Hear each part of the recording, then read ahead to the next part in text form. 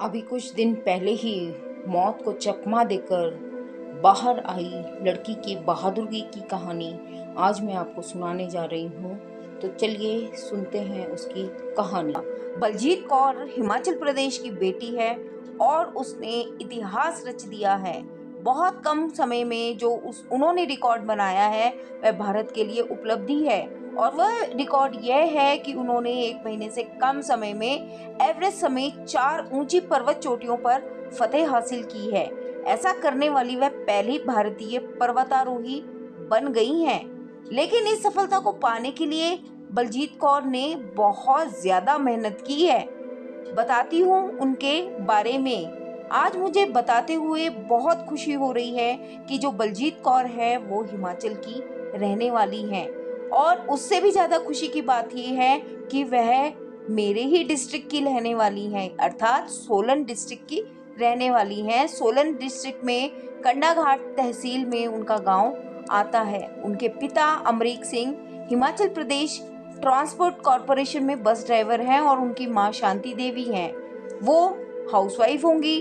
बलजीत अपने 3 बहन भाइयों के साथ बचपन से ही मां की मदद करती थी खेती में। पढ़ाई के साथ साथ वह खेती भी करती थी। उन्होंने सरकारी उच्च माध्यमिक स्कूल से अपनी पढ़ाई शुरू की है। स्कूल के समय से ही जो बलजीत कौर थी उन्होंने नेशनल कैडेट कॉर्प्स यानी एनसीसी में हिस्सा लिया। उस दौरान उन्होंने पहली बार 20 साल की उम्र में माउंट देव टिब्बा जो है उस पर चढ़ाई की थी। 2015 में एनसीसी पर्वतारोहियों का 10 सदस्यीय टीम माउंट त्रिशूल पर फतेह करने के लिए निकले अभियान का हिस्सा बनी थी।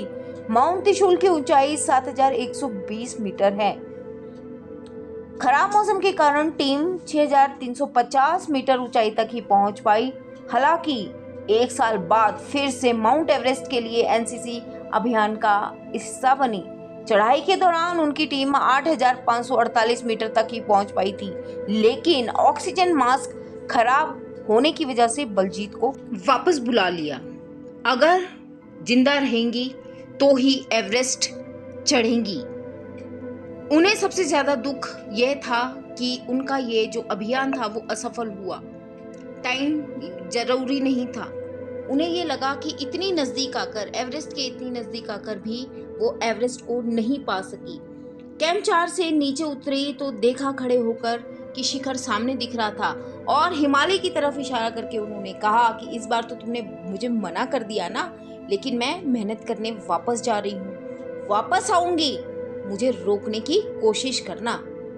नेपाल जाने का जो इंतजार था वो उन्हें बहुत ज्यादा कचोट रहा था। वापस जाने का उन्हें बहुत ज्यादा कचोट रहा था।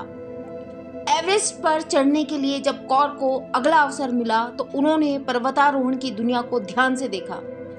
28 अप्रैल से शुरू होने वाले 1 महीने से कम समय में उन्होंने 5-8 हजार मीटर के ऊंचे पहाड़ के शिखरों पर पहुंचा दिया। इसमें 2 सबसे अधिक ऊंची चोटियां थी, जिसमें एक थी अन्नपूर्णा और कंचनजंगा। सबसे बड़ी और जो थी वो थी एवरेस्ट। उसका जुड़ाव लोहत से और 5वां सबसे ऊंचा पर्वत मकालू भी शामिल था। यह एक साधारण गांव की लड़की थी। उनकी सपनों की नियति को संवारने की उनकी ईमानदार कोशिश उनकी गवाह थी। घर से स्कूल पहुंचने के लिए कम से कम 2 किलोमीटर की दूरी तय करनी पड़ती थी। वॉलीबॉल से लेकर कबड्डी तक उन्होंने सब कुछ खेला था। एक बार 7वीं में वो जो थी फेल हो गई थी और वही पल था जो उनकी जिंदगी बदल गई। उसके बाद से कभी वह अपने ग्रेड के बारे में चिंतित नहीं हुई, हमेशा एक अच्छी छात्र बन गई।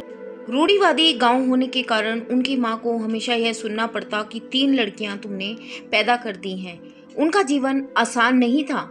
उनकी माँ को हमेशा लड़की पैदा करने के लिए कोसा जाता था।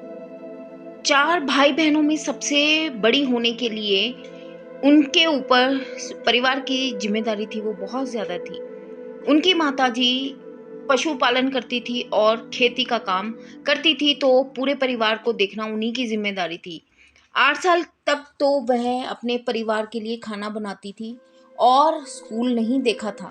सन 2012 में उनकी छोटी बहन की मृत्यु हो गई, जिससे परिवार में दुखों का माहौल छा गया और इस सब से संभल पाना बलजीत कौर के लिए बहुत मुश्किल था, क्योंकि उन्होंने अपने छोटे भाई बहनों को अपने बच्चों की तरह पाला था।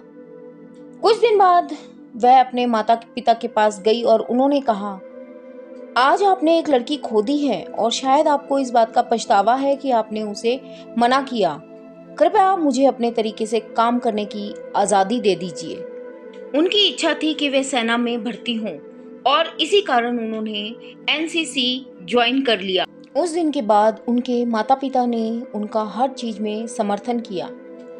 शुरुआती फैसला यह था कि कॉलेज के समय उन्होंने एनसीसी में अपने को ज्वाइन करवा लिया और यह उनके जीवन बदलने के लिए पर्याप्त था। एक सुबह एनसीसी कैंप में हड़कंप मचा हुआ था। कारण था कि एनसीसी कैडेट्स जो चुने गए हैं उनको भी उनके बीच से कुछ ऐसे कैडेट चुने जाएंगे जो हिमालय पर्वतारोहण संस्थान दार्जिलिंग में बुनियादी पर्वतारोहण पाठ्यक्रम में ज्वाइन कर सकेंगे। कौर के लिए यह सपने के साकार होने जैसा था। यह पता था कि विदेशी अभियान का नेतृत्व करने के लिए एक अमाउंट दिया जाता है और बहुत जितनी हम मेहनत लगाते हैं उससे ज़्यादा हमें वापस मिलता है, लेकिन मैं इसे हंसी में उड़ा देती थी। एक दिन मैं अपनी बहनों के लिए अखबार में पराठे लपेट रही थी और उन्हें एवरेस्ट के बारे में एक लेख मिला। वह विश्वास नहीं कर पाई कि एवरेस्ट चढ़ने के लिए 30 लाख रुपए लगते हैं। मैंने इसे अपनी आकांक्षाओं के साथ जोड़ दिया और मैंने कहा कि ये तो मैं कभी नहीं कर पाऊँ। पहाड़ों पर चढ़ने के लिए अब उन्हें प्रशिक्षित होने की आवश्यकता थी, लेकिन उनके जो वरिष्ठ थे वह उन्हें वजन में कम समझते थे। इसीलिए उन्होंने ट्रेनिंग शुरू की और थोड़ा सा अपना वेट पुट ऑन किया। अपनी कुशलता दिखाने का अवसर उन्हें 2015 में मिला, जब मनाली के पास 6100 मीटर ऊंचे पहाड़ देव टिब्बा पर उन्होंने चढ़ाई की। पहाड़ मुझे अपना घर लगते थे और बर्फ मुझे आकर्षित करती थी। मैं सभी के काम दौड़ दौड़ कर रही थी। बिल्कुल ऐसा मेरे सपनों के सच होने जैसा था ही है। उसके बाद माउंट त्रिशूल और 2016 में सियाचिन ग्लेशियर के बर्फीले तूफानों का उन्होंने सामना किया। उसी दौरान 2016 में उन्हें एवरेस्ट अभियान के लिए चुना गया, जिसका वह क्षण था जिसका इंतजार वो कर रही थी। लेकिन ऑक्सीजन मास्क खराब होने के बाद चीजें बिल्कुल बदल गई। वह एवरेस्ट पर एक और शॉट की उम्मीद कर रही थी कि उन्हें ऊपर जाने की इजाजत मिलेगी। बहुत उन्होंने संपर्क किया, लेकिन हर बार असफल रही। एक टीम में शामिल होने के लिए कभी उन्हें वापस नहीं बुलाया गया। 2017 में उन्होंने Atal Bihari institute of mountaineering and light sports के एडवांस माउंटेनियरिंग का कोर्स किया।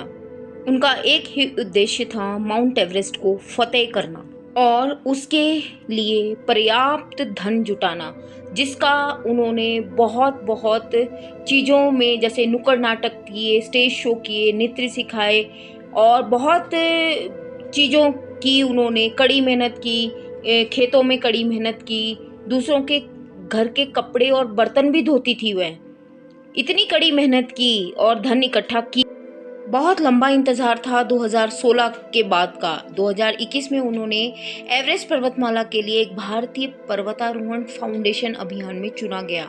वह मोरी 7161 मीटर ऊंची चोटी, जिसे एवरेस्ट की बेटी भी कहते हैं, उस पर चढ़ाई करने वाली टीम में थी। गुणमाला शर्मा के साथ वह शिखर पर पहुंचने वाली पहली भारतीय बनी। उन्होंने पुनः एवरेस्ट की ओर देखकर कहा, कोई बात नहीं, इस बार भी आपने मुझे नहीं बुलाया, परंतु अपनी बेटी से तो मिलवाया। इसके बाद मैं धौलगिरी गई। बहुत लोगों ने मुझे मना किया कि धौलगिरी मत जाओ, लेकिन मेरी किस्मत अच्छी थी और मैंने धौलगिरी पर्वत को भी नापा और धौलगिरी पर चढ़ने वाली मैं पहली भारतीय महिला पर्वतारोही बनी। इनके लिए उनके सामने एक चुनौती थी पैसे की। 76 लाख रुपए कहाँ से आए? बहुत सारी चीजें वो कर रही थी, सोच रही थी। उनके बहुत प्रयासों के बाद जब धन उनके झोली में आने लगता था तो वह खुश हो जाती थी। अन्नपूर्णा एक पर चढ़ना मेरे सपनों का सच होना जैसे था। फिर प्रायोजकों को ये लगा कि क्या मैं हिमालय पर पहुंच पाऊंगी। इसी चढ़ाई के बाद जो है वो मेरी फंडिंग तय की गई। लेकिन मेरा उद्देश्य उससे हिमालय से चढ़ने से पहले कंचनजंगा पर भी जाना था। अब वह एक ही महीने में 4 चोटियों को फतेह करने की सोच रही थी, जो कि बहुत ही रोमांच करने वाला विचार था और चारों की ऊंचाई लगभग 8,000 मीटर से अधिक थी। और इसीलिए वह 12 मई को कंचनजंगा के शिखर पर चढ़ गई। परंतु जब उन्होंने नेपाल के लिए रवाना हुई तो एवरेस्ट परमिट बुक कराने के लिए उनके पास धन का एक अधिकांश हिस्सा नहीं था। अभी भी वह अधर में ही लटकी हुई थी। 17 मई को वो एवरेस्ट बेस कैंप पहुंची और कुछ देर आराम के लिए टेंट में बैठी, लेकिन उन्हें सूचित किया गया कि जो मौसम है वो जल्दी ही बिगड़ने वाला है और आपको कुछ ही घंटों में ऊपर शिखर के लिए जाना होगा। उनके पास कोई विकल्प शेष नहीं था, क्योंकि पिछला अनुभव उनका बहुत बुरा था।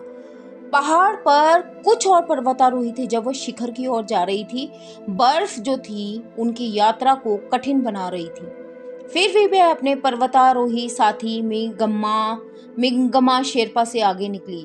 बालकनी से गुजरते हुए उन्होंने एक मौन प्रार्थना की और जल्द ही वह एवरेस्ट की चोटी पर थी। कैंप 4 में उतरने के बाद थोड़ा आराम करने के बाद वह मिंगमा की ओर मुड़ी और पूछा कि क्या वह लोत्से का सामना करने के लिए तैयार हैं। बलजीत कौर की कहानी पढ़कर मैंने यह सीखा कि एवरेस्ट पर चढ़ना कोई बच्चों का खेल नहीं है। यह कोई 1-2 दिन के परिश्रम से नहीं आ जाता और एवरेस्ट पर चढ़ना उतना ही महंगा स्पोर्ट्स है जितना कि कोई और है। इसमें भी शारीरिक, मानसिक और आर्थिक बल चाहिए। तो ये थी बलजीत कौर की कहानी, जिन्होंने एवरेस्ट को फतेह कर लिया। उसके साथ साथ उन्होंने रिकॉर्ड जो कायम किया वो एक ही महीने में 8,000 मीटर से भी ऊंची 4 चोटियों पर विजय प्राप्त करने वाली वह भारतीय अकेली महिला बनी है। तो सलाम है बलजीत कौर को। वे कहती हैं एवरेस्ट चढ़ना एक सपना होने जैसा था, एक राहत थी। अगर मैंने उसे पहले ही प्रयास में पा लिया होता तो मुझे और मेरे दिमाग को बहुत शांति होती।